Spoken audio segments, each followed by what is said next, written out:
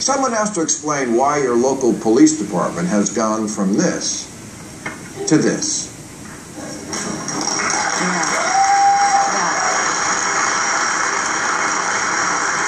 Has anybody here tonight ever heard of Doraville, Georgia? Me neither. But it's a town of 8,000 people, and they have their own tank. So does Nixa, Missouri, and Justice, Illinois. What these small towns and hundreds just like them have in common, besides a refreshing lack of hipsters,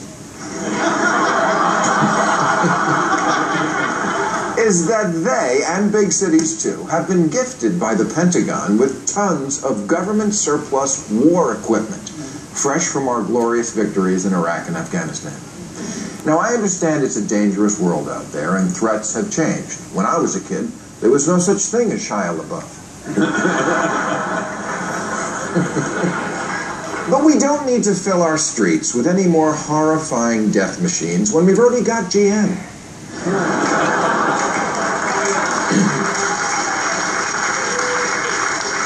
The military should dispose of these things the way they always did in the past, by selling them to Arnold Schwarzenegger. Because cops are only human, and we all know what it's like when you get a new toy. You want to use it.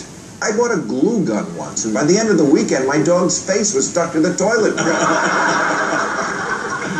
But in West Springfield, Massachusetts, the police department's new toy is 2 grenade launchers.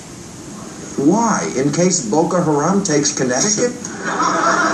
It's hard enough keeping the George Zimmermans out of the police academy without having bazookas in the brochure. Once you start dressing and equipping people like an occupying army, they start acting like one. Every day there's another story in the paper about cops beating innocent people. The video that's been making the rounds out here lately is a patrolman punching the lights out of a deranged homeless grandmother. Even worse, that's their training video. I mean, this guy has been demoted to desk duty while officials conduct a review, but what's to review? He's punching an old lady in the face. Which is not to say most cops act like this. They don't. And if you're a police officer who happens to pull me over sometime in the near future, I'm especially not talking about you.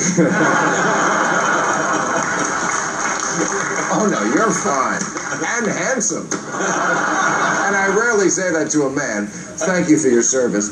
And let's just both agree that the strong smell coming from my car is a skunk I rescued on the road and brought into the vet a few days ago.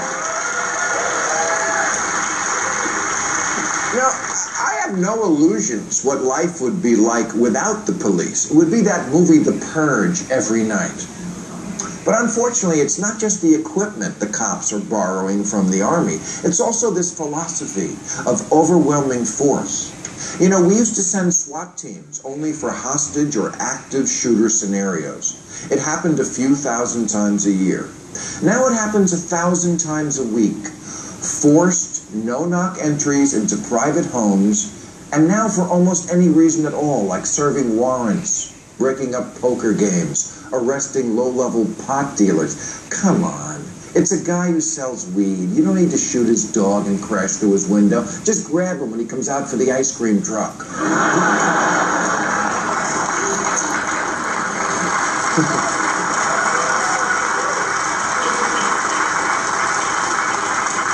You know, police, we want to be on your side. But the words on your car, protect and serve, refer to us, not you.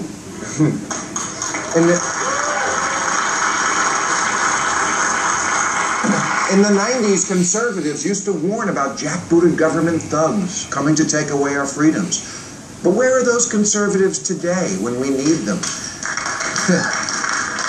This is the massive expansion of government power that you numbskulls in the Tea Party should be freaking out about. You're always screaming. You're always screaming about the loss of liberty and how tyranny is coming. Yeah, it's coming right through the door with a battering ram, no warrant, and a stun grenade. Or to put it in a way you can understand, I'm scared of the cops and I'm white.